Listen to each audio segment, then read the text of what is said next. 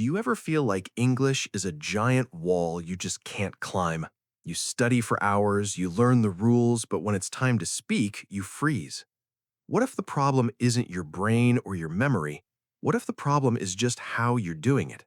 Today, I want to show you a secret. I want to show you how to stop studying English and how to start getting addicted to it.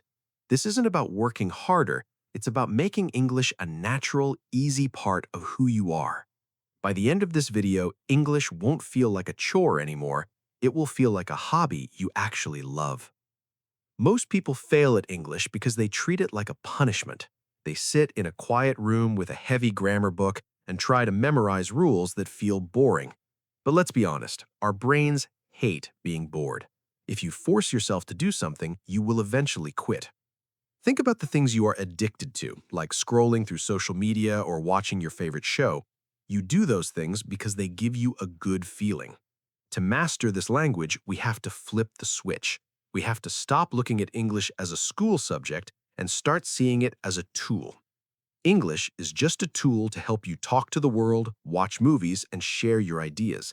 It is not an exam. When you realize this, the fear starts to go away. You don't need to be perfect. In fact, perfection is the biggest thing holding you back. Many people say, "I'll speak when I'm perfect," but that day never comes because you can't get better without making mistakes first. Think about how children learn. They don't care about grammar rules. They just want to tell you they're hungry or happy. They make 1,000 mistakes, and that is exactly why they learn so fast. Mistakes are not your enemy. They are your best teachers. If you want to know how to speak English fluently and confidently, you have to make the language emotional. Your brain remembers how you feel much better than it remembers a list of words. If you only read dry textbooks, you'll forget everything. But if you watch a story that makes you laugh or listen to a song that moves you, those words stay in your heart. You need to connect English to your real life. Don't practice random sentences like "the cat is on the table."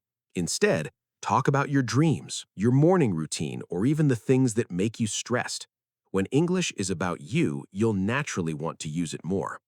Now, let's talk about your environment. You don't need to move to America or England to get better. You can bring English into your own home right now. Your brain learns from what it sees every single day. If your phone, your apps, and your computer are all in your native language, English will always feel like a stranger. But if you change your phone settings to English, you start seeing new words every time you check a notification. At first, it feels a bit weird, but after 3 days, it feels normal. This is how you build a habit without even trying. A big secret to success is to watch what you already love. If you like cooking, watch cooking videos in English. If you like gaming, watch English gamers. Don't worry if you don't understand every single word. Even if you only understand half of it, your brain is still getting used to the rhythm and the sounds. Listening is actually more important than speaking at the start. It builds your confidence and trains your ears. Another thing you must do is stop translating in your head. This is the biggest wall between you and fluency. When you translate, you become slow. You think in your language, try to find the English word, and by the time you're ready to speak, the conversation has moved on. You need to connect English words directly to images. When you see a chair, don't think of the word for it in your language first. Just think, chair.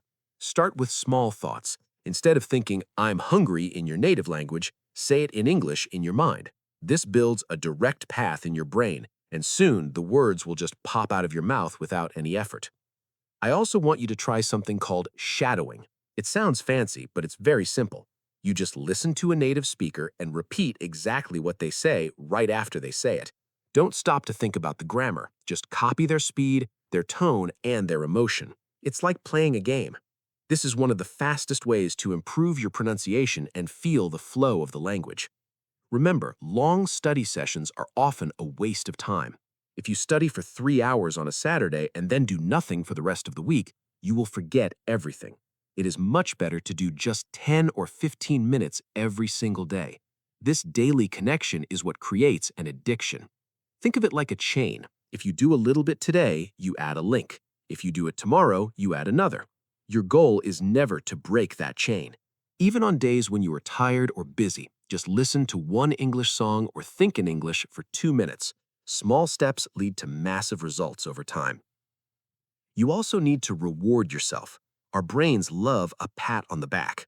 Every time you finish your 10 minutes of practice, give yourself a small reward or just tell yourself, good job. This creates a positive loop. Your brain will start to associate English with a good feeling, and that's when the craving starts. You'll actually start looking forward to your English time. When it comes to speaking in the real world, let go of the fear of being judged. People don't care if your grammar is perfect. They just want to understand your message. If you use simple words but speak with a smile and confidence, people will love talking to you. Confidence isn't about never making mistakes.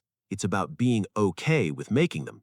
Every time you speak up in a restaurant or leave a comment on a video in English, you are building your English identity. Stop telling yourself, my English is bad. Instead, say, I'm a learner and I'm getting better every day. The way you talk to yourself changes how you perform. English shouldn't be a mountain you have to climb. It should be the air you breathe. It's not something you do for an hour and then put away. It's something you live. When you stop forcing it and start enjoying it, everything changes. You'll find that you aren't just learning a language, you're opening a door to a whole new world of opportunities, friends, and information. I hope this video gave you the spark you need to start your journey again, but this time with love instead of pressure. If you found these tips helpful and want to keep this momentum going, please hit the like button and share this with a friend who is also struggling. Don't forget to subscribe to our channel, 10-Minute English Academy, so you never miss a daily dose of motivation and simple lessons. We are here to help you turn English into your best friend. Your journey to fluency doesn't start next month or next week, it starts right now. Keep practicing, stay consistent, and I will see you in the next one.